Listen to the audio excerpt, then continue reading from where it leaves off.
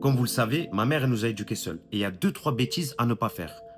La première des choses, c'est arrêter de croire que votre enfant est fragile.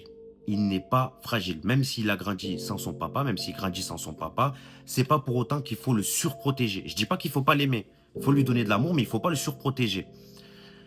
Et aussi, si vous pouvez, le rendre autonome.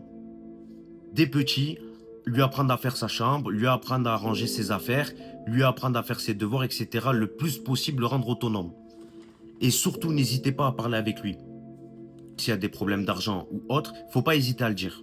Faut communiquer. Si la personne n'est plus là pour X ou Y raison, racontez-lui une histoire. Par contre, essayez au maximum de ne pas dénigrer la personne, le papa. Par exemple, si vous êtes séparés pour des motifs un peu... Voilà, vous dites qu'il n'est pas là, vous racontez une belle histoire, mais vous... Tranquille. Ne dénigrez pas le parent.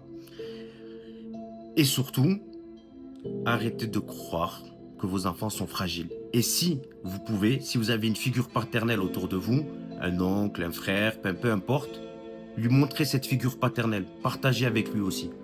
Parce qu'on a quand même besoin d'un repère masculin, si vous pouvez.